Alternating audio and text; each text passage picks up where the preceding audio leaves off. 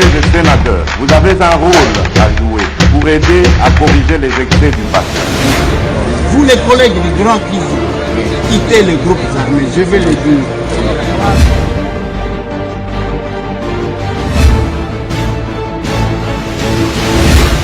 Bon dimanche, bisika bozwami bandeko nanga, bino bandeko oyangai.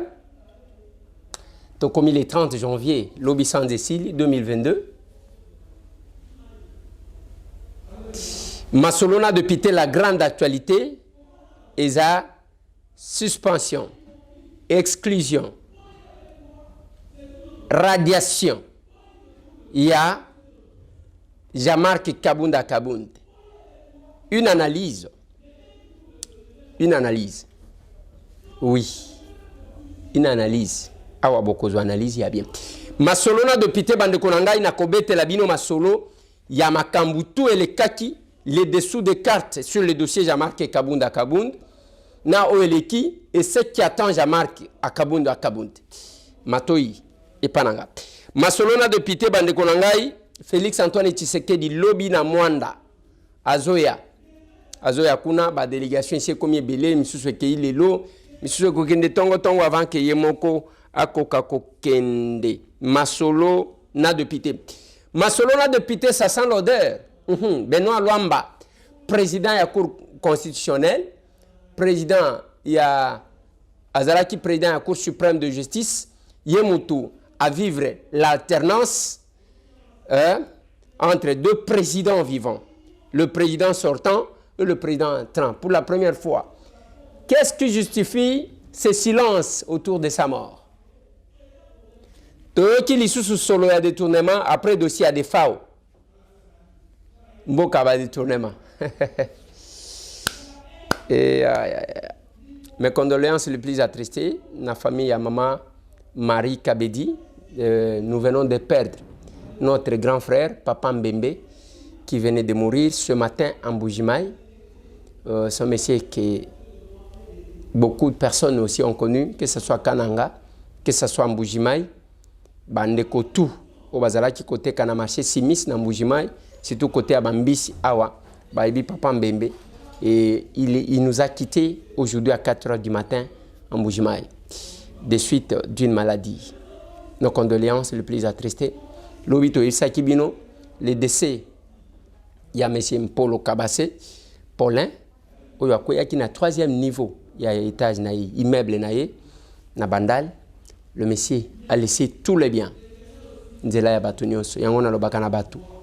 Ndenge tozaboyi, ça ne sert à rien. Ya kozala na mutema mabe contre mutu mususu. Parce que nzambe kaka de mutu ayibu. Masolona de Pité Bandekonanga. Ezape dossier ya mutu moko mujahidin. Oba capturaki avant-hier. Kuna na est. Ba capturer mujahidin wana. Ba présenter bisoye yewana pona boko kakotie la bisoye azolo baswahili. Oui, niambie kweli namna uliua ule askari wa FARDC ilikuwa namna gani? Nilipewa jambia. Unasema? Nilipewa jambia. Sisikie Swahili yako vizuri. Nilipewa mashete. Walikupatia mashete? Ndio. Wakaniambia nimkate kichwa. Wakasema? Wakaniambia nimkate kichwa. Nani alikuambia umkate kichwa? Masoda walikuwa pale, maaskari. Ukamkata kichwa kwa anasema namna gani? Mimi nazungumza vipi? Waliniambia mimi niite watu kwenye dunia nzima waje huku. Wafanye nini? Waje huku Kongo, kuna Uislamu. Ndio. Kisha? Waje waendeleze Uislamu ili Uislamu urudi dunia nzima. Ndio. Kisha ule askari wa FARDC kisha njoo ukamchinja? Ndio. Ukamchinja kwa jina la Allah? Ndio. Apart ule askari wa FARDC mwenye ulimchinja, nani mwingine mwenye umewahi kuchinja? Nani watu ngapi wengine ambao umewahi kuwachinja? Ni mmoja peke yake. ule moja peke yake. Ndio. Sasa ile teni yenye ulikuwa navala FRDC, ulikuwa navala teni ya FRDC ya mpya, ulikuwa naitosha wapi? Nilipewa nao.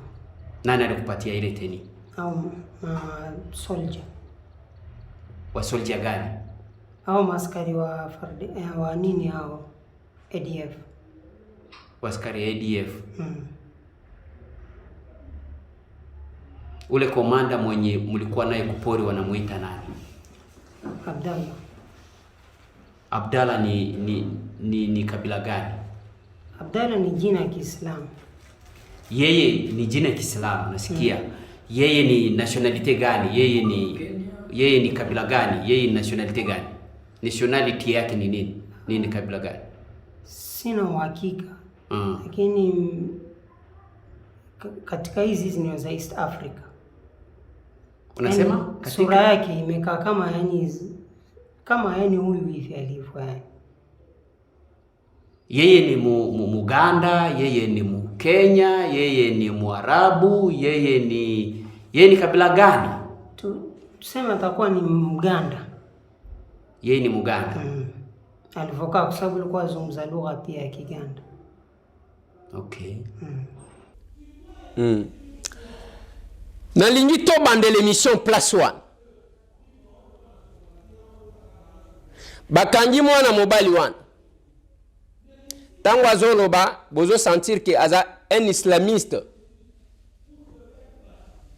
Oyo batu bozo yokaka bazo salaka terrorisme à travers le monde. Ba capturer ye, ba teye caméra, ba filmer, ba télévision na réseaux sociaux. Ngai na zwango na réseaux sociaux.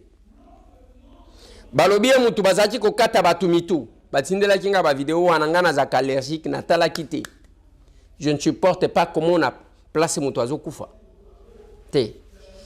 Na supporta kabiloko ya makila makasité. Na supporta kango ya te. Ba présenter biso bati. Mais est-ce qu'on a nazali ko analyser? Qu'est-ce qui fait que ba filmer un moudjahidine, un islamiste, un terroriste, batieye tango azobenga azoloba wana ke balobaki na biso boya awa na Congo, boya awa na Congo? Vous ne sentez pas que vous nous exposez, chers services de sécurité? Vous ne sentez pas que vous allez exposer biso bino ba soda na biso? Boyebi bitumba ya terrorisme ndenge zalaka makasi ezali panangu bate. Mais quand vous prenez monsieur comme ça, vous le mettez là-bas, qu'est-ce que vous avez gagné? Ya liboso eza ko attirer curiosité ya bandeko. Naye pour que baya ko envahir biso.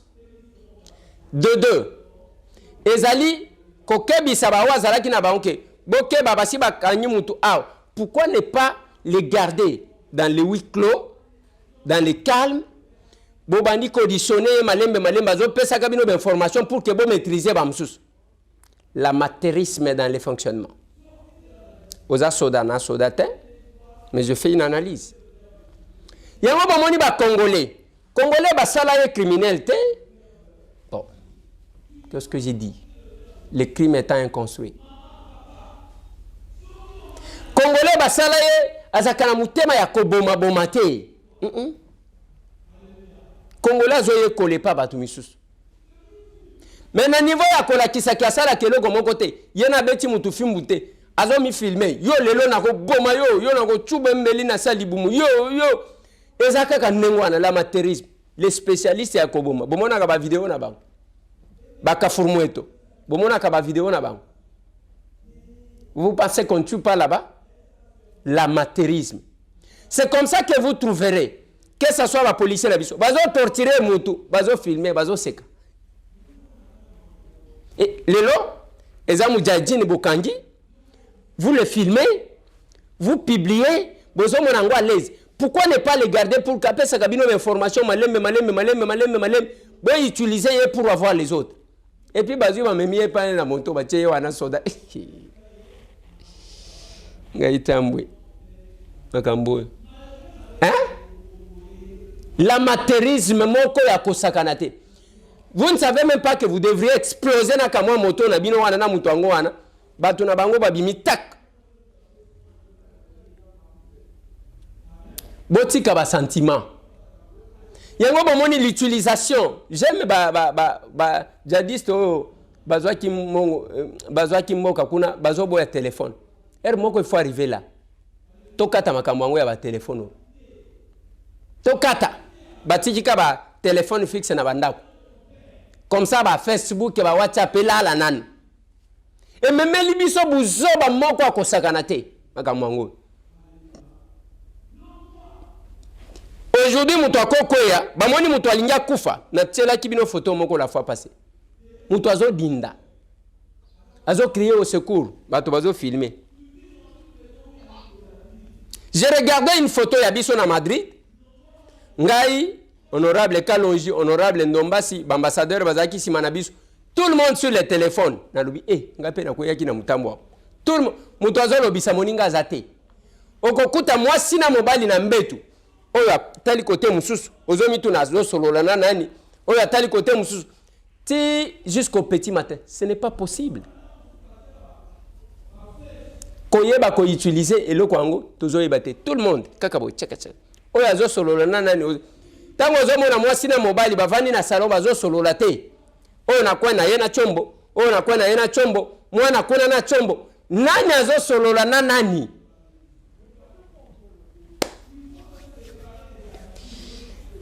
Je ne suis pas d'accord na batu o bazo kangaka bokangi bo telibiso to komona ke boza makasi bozali ko sala makamu makasi.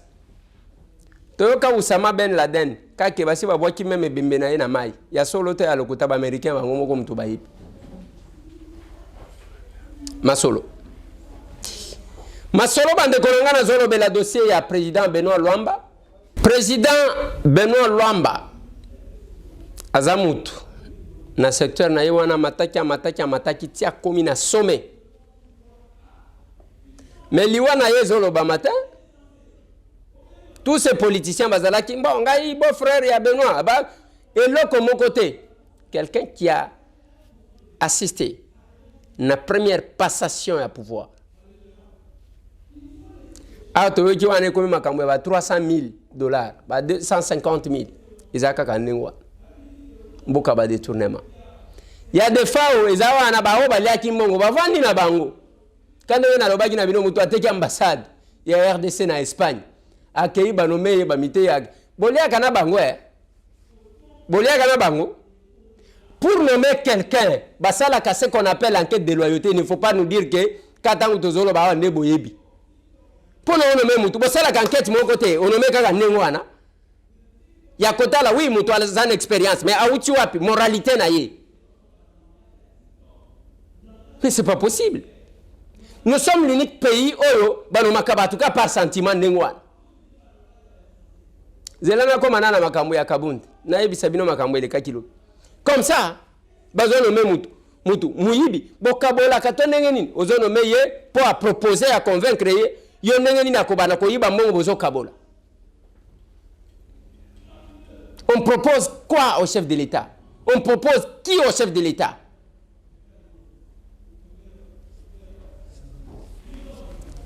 Qui est le chef de l'État? Togi solo ya ke balingi bayiba kuna lisusu. Ya ba musicien bayiba bazo tambola leze bazakuna te. Balobi bakocha makelele bato babosala. Les années. Nous sommes dans un pays où ça nous intéresse. Et ça, moi, mon balio, azo ça la boxe naé, champion chef de l'État, Yambaye, plusieurs fois, qui fait la fierté de la RDC. Je viens blanc s'élever avec les drapeaux de la RDC. Mais son coach est resté na Kinshasa pour un visa. Akeko Bundaye Moko. Le Kolazamo mon bali a gagné. Awe Tikala Bundali Suso avec un Américain, ou on a gagné un Sud-Africain. Nena Koloba. Wana ils ont intéressé batouté batouaza kunate. Les ambianceurs. Na ligne na bela dossier à Jean-Marc Kaboune na ligne ko zobino temps ebelete. Pour ça dimanche. Boyo ganga bien. Nazo pesa bino une bonne analyse qui va vous aider na ba vérité ezana kachao. Lobby convention démocratique du parti chapeauté par Wakwenda basanganaki plein na UDPS. Nazo relater na nubino nenge le kaki après toi analyser. Plein même bao baloba bakufa na UDPS basekui. Ba yekuna batu baena ba o bazaki coexister te. Batu batondi plein na UDPS. Fils mukoko abandi kolela, ça fait 3 ans nakota wate loboko na ngai ainsi de suite. C'est après 3 ans ta loboko na botama boete. Pona kota lupango ça m'a coûté. Après combien de temps? Après 3 ans. C'est après 3 ans d'un pouvoir. Kaboul voulait détourner l'électorat de Jekoko à Kingabwa, mais ça a raté. Fils Mukoko na pesa conseil moko. Na lobi la personnalité on construit. On ne mène pas la vie sur brouillon mon frère. Talandengo mati wana zaki na succès bande ko na biso ya libanda oyo lokola ba s'abattre sur lui. Ba sali même eloko na yemo kwa montaki wana na lobi faut oui, bah, protéger yam. À un moment donné, il a cédé. Bah, comme il faut filmer, il y a zoomé là, bah, tu as perdu. Bah, tant que zoomé, bah, tu vas se qui ça ce n'est pas parce que balingi. Bah, se qui ça seulement parce que bah, ça n'a pas ça va obtenir quelque chose. Il y a qu'à détruire yo. Il y a un gobiso batambo. Tu as qu'à prudent. Au se qui singa na se qui si mais na zota la kayo système ali sur l'icolo aliso. Bah, tu baye. Tant que baye est belé batondi. Pona nini d'abord ba ye kotonda ebele même ba o ba benga ba mort politique. Ils attendaient ces grands événements. Nzokande Jean-Marc Kabundi tango bazali ko benga 520 giga wana bato ebele bazali ko sepela na été a tiré les sons. Augustin Kabouya a tiré les sons.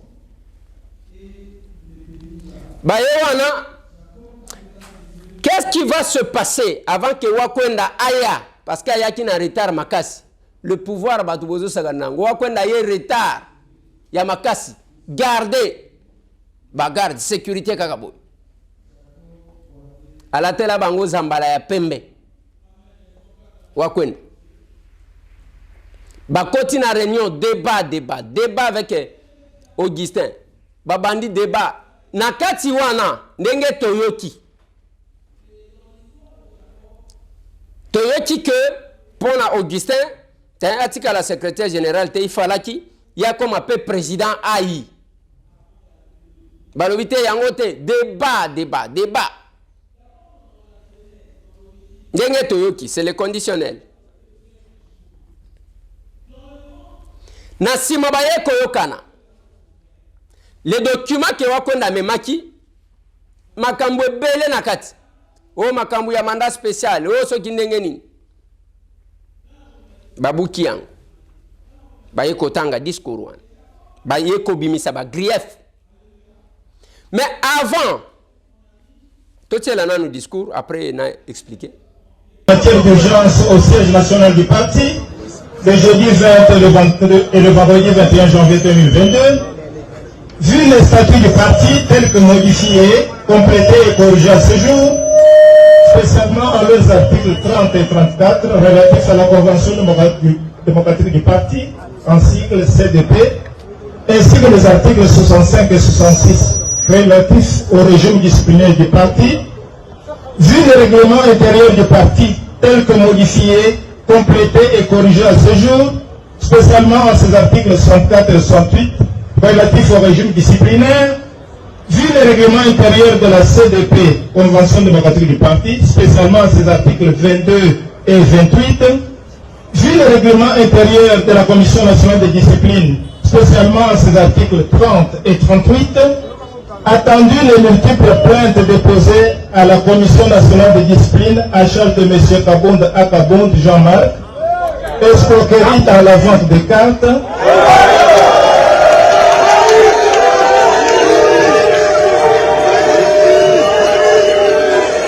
escroquerie par la vente des cartes de membres,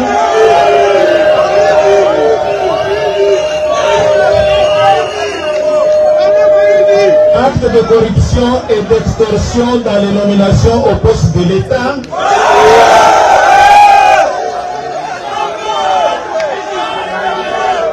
violence physique et verbale sur les combattants, etc. Vu les deux invitations lancées à M. Jean-Marc Kabonda en date du 14 et 18 janvier, lui notifiant les manquements ci-après. Premier manquement, en date du 8 mars 2019, M. Kabonda Akabonde s'est présenté à Kindakati. L'essai était programmé informateur. En foi de quoi il signa le communiqué conjoint FCC Cash avec Néomi Moulania Oulandia, accordant la majorité au FCC qui n'était ni un regroupement ni un parti politique reconnu par la CENI. Et de ce fait, il empêchait le président de la République nouvellement investi d'appliquer l'article 78 alinéa 3 de la Constitution. Cette supercherie est à la base de la crise institutionnelle que le président de la République a dénoncée en octobre 2020. Laquelle supercherie constitue un manquement grave à l'article 65 alinéa 10 des statuts de l'UDP Tshisekedi. Deuxième manquement. En date du 12 janvier 2022, sur l'avenue Poiloulou, à Kinshasa, M. Jean-Marc Kabonda Kabonde a intimé l'ordre à sa garde rapprochée de se saisir d'un élément de la garde républicaine, lequel a été désarmé et publiquement humilié. Cet énième acte de violence de M. Jean-Marc Kabonda Kabonde a drainé une clameur publique et indigné l'opinion tant nationale qu'internationale. Dans les chefs de M. Jean-Marc Kabonda Kabonde, l'on peut se demander s'il a conscience de la dignité de ses hautes fonctions, tant à l'Assemblée nationale qu'au sein du parti. S'il sait qu'attenter à la personne de la garde républicaine, c'est attenter à la personne du président de la République. Il n'en était pas à son premier acte d'agression contre la même garde républicaine, si l'on se réfère à la vidéo qui retraçait la séquence de son agression commise au portail de la résidence du chef de l'État à la cité de l'Union africaine. Ces actes malveillants envers les chefs de l'État sont certainement prémédités. Compte tenu de ce qui précède, nous trouvons en lui un véritable délinquant politique et un récidiviste avéré et non un homme d'État. Et encore moins un haut cadre du parti qui prône les valeurs comme l'UDPS Tshisekedi. Ce comportement gêne l'article 2 du code d'éthique des membres du parti, l'article 10 alinéa 5 et l'article 65 alinéa 3 et 5 des statuts du parti. Constatant son refus de comparaître, la Commission nationale de discipline a examiné et puis en délibéré les faits lui reprochés sur eux, conformément à l'article 38 du règlement intérieur de la Commission nationale de discipline.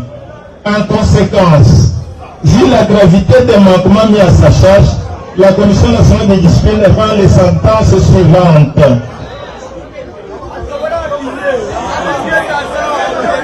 Première sentence, la déchéance de M. Jean-Marc Kabonda Kabonde de toutes ses fonctions au sein de l'UDP Tshisekedi. Voilà. Biloko nini ba reprocher na Jean-Marc Kabonde. Balobi ayiba mbongo ya bakarte. Ngate mutu na lobi. Balobi ayiba mbongo ya bakarte ya membre ya UDPS. Eliezer ozaka na problème nini yoka mutu mususu. Owelela nini na Kabonde. Bo welela mwasi. Nazaka na problème moko te na Jean-Marc botu na e place azali. Mais le défaut que moi j'ai, c'est de dire ce que je pense et ce que je vois venir. Na koye sabino oyo koya na sima destitution à Kabonde. Boza la poser. Et le défaut que j'ai, c'est de connaître les acteurs. Au moins Yangonga Oyo.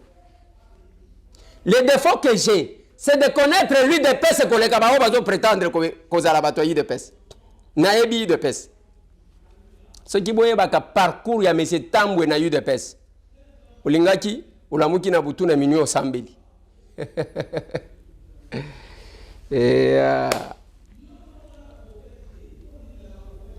Ya liboso balobi ayiba bambongo ya bakarte.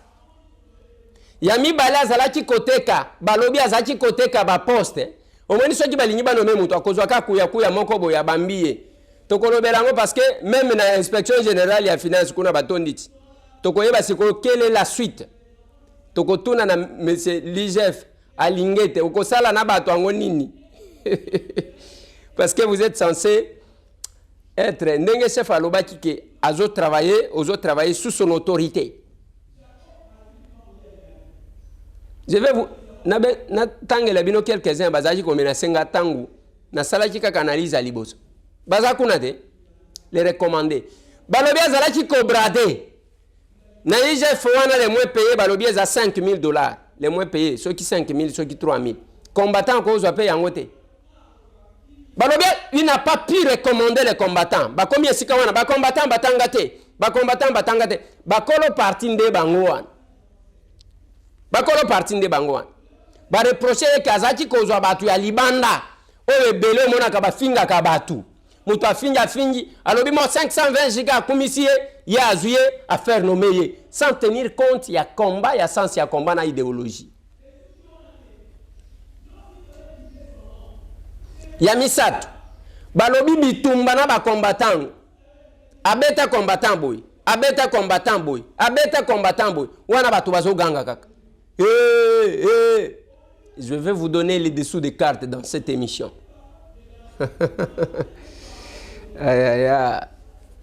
Ne yango wana awa miteme ezobeta yo za mtu ayide pesa te likamuni na yude pesa yo mtu ayide pesa okota yide pesa na mbula nini osala nini pona yide pesa vanda na yo opportuniste 100 jours maya mbula vanda biloko ngana zo bimisa yo kubimisa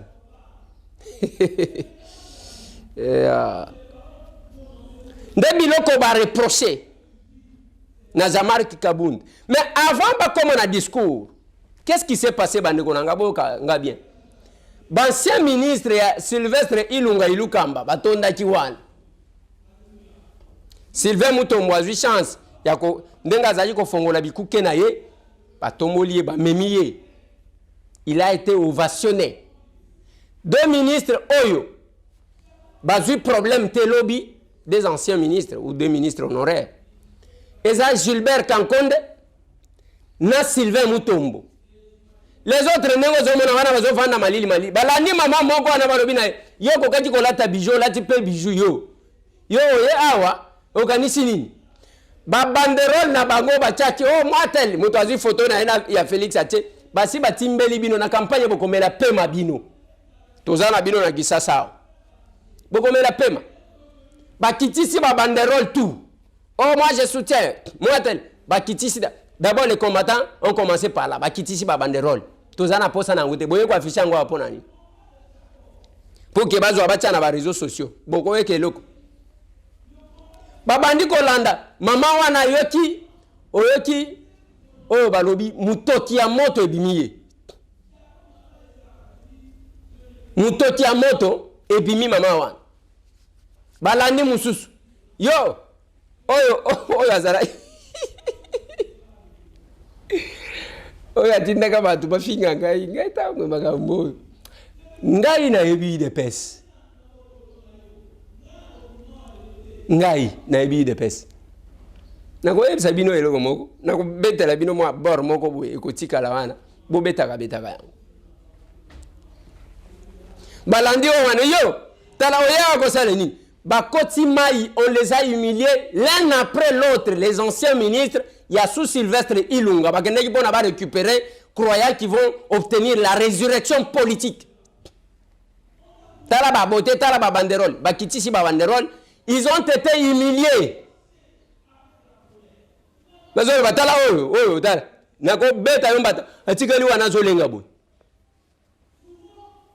Je connais lui des pèses. Ça, batumiso bakobete la bino yangote.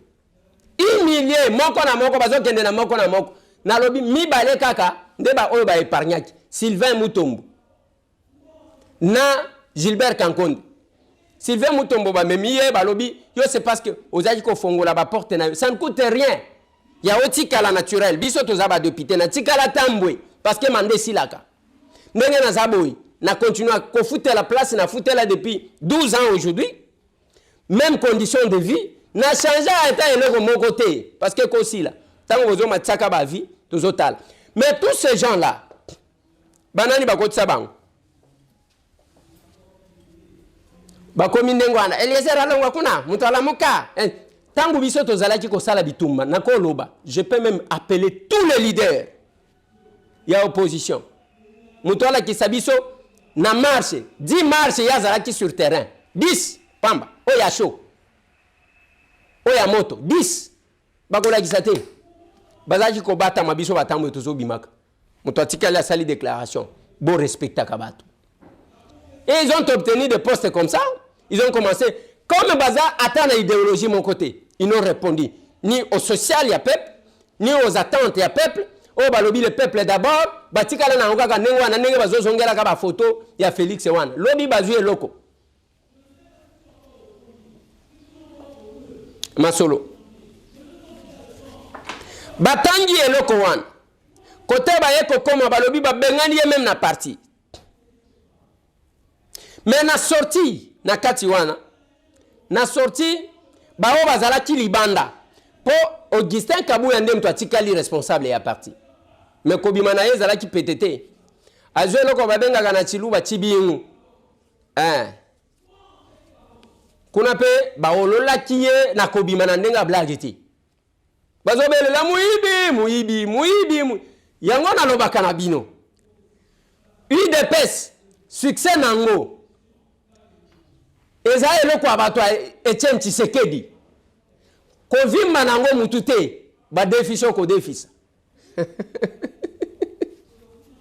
Succès à UDPS eza abato Tshisekedi. Kovimba nango mutute ba défisio ko défisa. Oji bien te.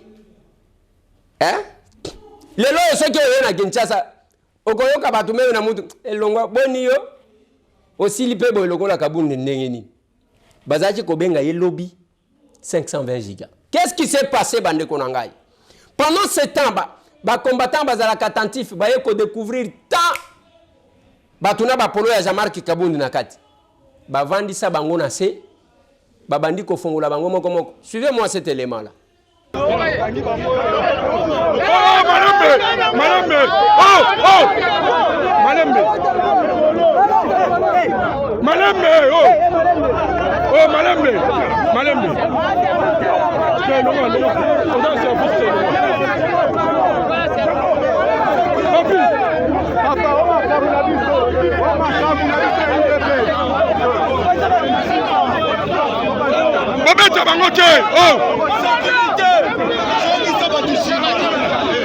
Longola.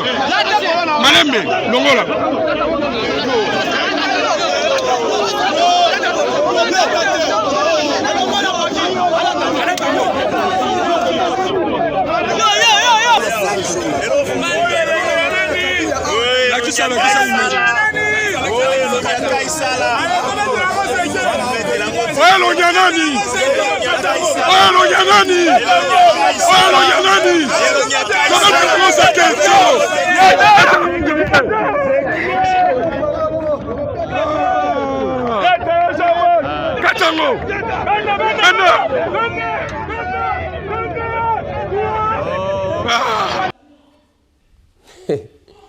Lobi ceux qui ont tali manifestation on ezalaki sous haute surveillance à la police. Pour ba machete ezalaki akobata mabatama ainsi de suite. Bakangi bang. Ba fongola boy, polo ya Jean-Marc, ba fongola boy. O ba beta bango te mais entre temps ba musu bazwaki moi muke moi muke. UDPS. Succès à UDPS. Ezaya batu ya Tshisekedi. Kovimbisa mutute. Ba simbiso ko de simbisa.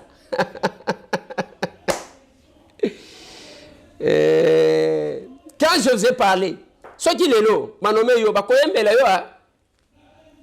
Ezaya elo kwa batu ya Tshisekedi. Ba defiso ko defisa. Kalami ite ba kosenga yo ya. Lelo Jean-Marc Kabund, c'est arrivé là. Mais voilà, j'ai fait maintenant l'analyse. Bakei quand même la décision plus loin. Parce que le kola bango Jean-Marc Agnon kola ki bango, bakekuna. On ne pouvait pas aller jusqu'à l'exclusion. À la radiation na partie. Bakoka ki ko sanctionné ye balongoli ye ba galon batiki ye. Mais kuna siko bakelo ko la règlement des comptes. Là l'émotion a joué. Parce qu'il fallait les laisser qu'ils lui restent membres de l'UDPS. Mais nini ye koko makuna. Jean-Marc na lobaki yango avant. Tango azo komelanga na komela. Batuna ye oyo nazoloba a recommanda tia bato belé bisika et belé les bénéficiaires il y a bien fait à Jean-Marc na lobaki na bino tous ces gens que vous avez vu pleurer dans la parcelle de Jean-Marc ce n'est pas pour le peuple d'abord bamoni boulot na bango lali fallait aussi récompenser ceux qui se sont battus il fallait lelo moi na sortie médiatique nangawana, j'ai été menacé na bamusu bacha na inspection générale des finances. Nous allons voir comment Linguete va se comporter. Tozotala e. Ba tubaye kakaboye. J'ai vu même un petit. Je vais vous relater une histoire. Un jour bakanga biso, yango na lobaka na batu, mupaya kaka na mela kama ekufela mbwa. Eza komona teke muto ye kaka bandiko loba nde azana bino, c'est faux.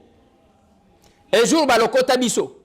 Je peux donner l'exemple de quelques personnes. Carbone Beni Azawan. Balokota biso tokenda na ANER. Côté ya UAC. Toyewana balokoti biso tozalaka batu soki 6. Ya moko que j'ai vu ba faire nommer ye. Ba bimisa ye wana la minute, on lui a donné $400 à Bimi alors que bakangaka ye lokola manifestant lokola biso. Il est parti, mais on l'a fait nommer. Hein. Pour le moment, Zana Moussala Moko ya bien, avec même Kasomba Gilupango Moko Azotonga. Et on doit tolérer ça. Totalibino Tobete Libino Maboko. Lobina Solola qui n'a petit nanga, Christian Moukadi. Il est en train de croupir. Qui peut l'aider? Ben Timanga, Bazana Ngenga. Qui peut intervenir? Mais Bao Bazala Kiko Kangi Sabiso. Ils ont été récompensés. Qu'est-ce qui est arrivé? Tant qu'on a sorti un message, on a lobby Jean-Marc, qui est écoutant mon conjamboka avant. Tika kolomba loba. Boebi un élément. Oh ba memi kuna likolo. Balobi Jean-Marc aurait dit ceci. Que Félix soki azokanisa ki akolongola ngana UDPS, ye mtu akolongwa kotika ngana UDPS. Et tant que je enregistré. Je voyais et je parlais. Lui s'est contenté na baflatter. Baflatter wana bakobanda. Moko je connais l'UDPS. Moko banda ko longwa bazoki ndaka ko senga ka pardon. Ngana ebi UDPS.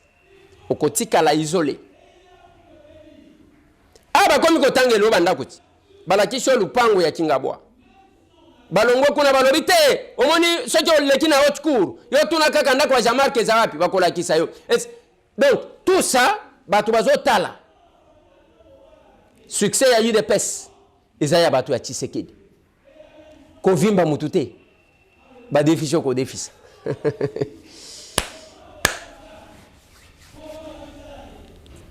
Mais soki tokei na exclusion wana Jean-Marc sur le plan légal et qu'on posait problème. Parallélisme de formes et de compétences. Il a été mis là comme président à IPA mandat spécial. Il fallait que les chefs aient un mandat spécial soit l'ongolaye. Mais maintenant que les chefs et chefs de l'État, ils n'engagent pas les partis. Ils ne pouvaient pas le faire. C'est ça la difficulté. Mais il faut qu'on ait bangopé. Il y a un précédent. Et là, on a conseillé de qu'on engage à Marc. Parce que j'ai appris que lobby lundi, il a répliqué. Et ça bien, c'est sa liberté. Mais il faut qu'on ait bande qu'on engaille. Et là, il est kitika et zate. Au qu'on réplique, il faut se référer à Oye Salem. Maître Mukendi Jean-Joseph, bâtonnier, a été suspendu par Etienne Tshisekedi. Ami Kitissa Zonga à la base. Tibo Yakoufi, a Koufi membre à UDPS. Jacquemaine Chabani est là, suspendu par Etienne Tshisekedi. Il n'a jamais été réhabilité. À Sali profil bas. Il est là au sein de l'UDPS. Mais ceux qui ont Koloba, c'est le conditionnel. Que Yoloba qui que Félix et toi Kolongwa UDPS. À côté Kangana UDPS. Ceux qui ont Koloba, au la bras de fer. Mais il y a un précédent. Il y a un précédent. Ezana Batou Basalang. Bruno Chibala, Alingaji Kutuazwa Nandaku. Permanence, il y a eu des pestes. Asuka Nanzela, les lois en abattu combien? Deux fois, Hermoko, la solidarité, Kassayen, les autres, les Mabazo, qui la batumao. Il faut qu'on ça la Keba. Mais c'est un bois avant, après Venak. Mais qu'est-ce qui va arriver? Dans ce qui va arriver, ceux qui te salient, qui battent. Ceux qui te salient, qui battent. Jean-Marc Kabound est bien assis pour le moment. Oui, il a pistonné ces gens. Par-ci, par-là. Et la conséquence sera laquelle? Batu Oyo a pistonaki. Ils vont lui dire non, président Tozanayo, Tozanayo, Tozanayo. Et le système est continuer. Mais le perdant sera qui? N'est-ce pas la perdant? Mais tout ce que je peux dire, bande konanga, natangi, ceux qui n'attendent pas IGF, n'a pas tangi la bino babisi kebeli. Boy. Biso basala biso politique d'endormissement. Mutumoko na yoka ki mutumoko bake koloba kuna lobi bazolo ba te Eliezer ba pesa kaye $10,000 na fondation ya première dame par mois pona ba élément ya première dame. Je diffuse gratuitement ba élément ya première dame nazwa kata eloko mon côté. Joël qui est le coordonnateur ya fondation ayebi que monsieur Tambu azwa kata un ronté na fondation. Un rond nazwa kata. Chaîne nanga là je me bats moi-même. Nazana contrat moko ya malongate et le mon côté. Si je le fais, si je diffuse, c'est parce que talaka katoza famille. Nazwa ke le côté. Et maintenant bande konanga, quelle est la leçon qu'il faut tirer? Jean-Marc Kabound doit tirer d'abord une leçon. Il y a Liboso, éviter de prendre des décisions sous émotion. Ce que vous avez kanda cause la décision est désormais. Makambo était ayo. Tweet moko pamba. Voilà là où nous sommes arrivés. De deux, Navi, il faut qu'on soit humble. Ne prétendez pas tout connaître. Na comme on a que ceux qui ont commis Sikawana ou l'équipe à tout nyon sauté. Isaka Kanzamba pêche occasion. Il faut bénéficier de cette occasion-là. De trois, il faut qu'on ait que UDPS. Succès à UDPS. Ezaya battu à Tshisekedi. Kovimba nango mutute. Ba défi ko défi ça. Déplacer balobaka. Mokolo tonga. Abotoli tonga. Et cette leçon, ba cadre nyo soit UDPS. Surtout ba obayaka pour nous diaboliser biso batambu. Na seka kabatu. Pour tirer les leçons, même Augustin Kabou ya mutwatika liwa. Faut kaka ko yeba ke oyozui 520 gigas. Le lotika li combien de gigas? Bato bakoloba. Maintenant zo sala naka ba passe. Oya saleli batu na yeba passe, oya saleli ba master na yeba passe, oya saleli ba makangu na yeba passe, oya saleli batu na ainsi de suite. Vous ignorez que il y a les gens qui sont morts, qui sont décédés na combat oyo. Ezana batu batikala na ba cicatrice. Bamsou batikala ba personne avec handicap parmi ces combattants là. Hier j'ai vu encore l'un oyo bayela kangai babambake mulangi na mutu. Ayaka zo saigné, j'ai sorti l'argent pour que ba me mena à l'hôpital. Et vous blaguez comme ça, bon comme ko tia batu na mécanisme ya kofinga kabiso na ba réseaux sociaux. Succès a eu de pes ezaya batu ya Tshisekedi. Ba défi ko défi ça. Ko vimba nango mutute. Ce qui va longoli yango esili okomeka osimbia eloko moko te. Nazo suki sawa na pona lelo.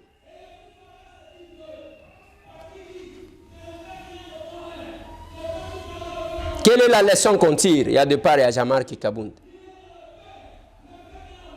Parce que eloko valeur nango et banakam ko bazwaka yango.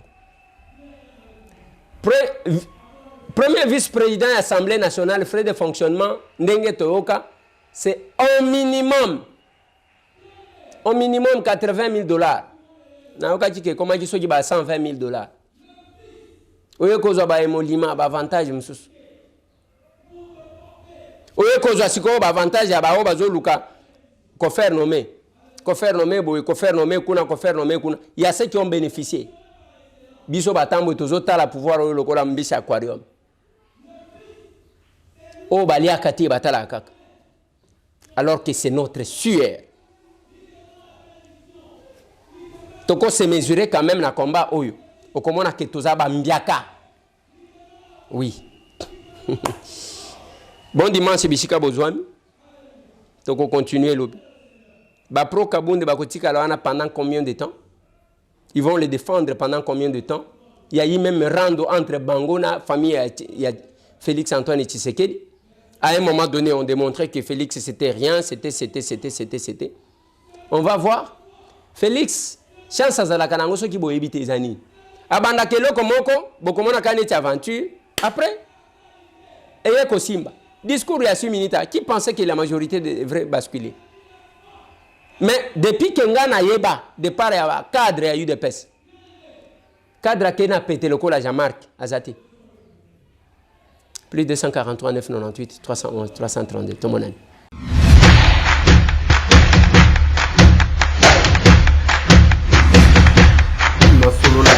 Honorables députés et sénateurs, vous avez un rôle à jouer pour aider à corriger les excès du passé. Vous les collègues du Grand Kivu, quittez les groupes armés, je vais le dire.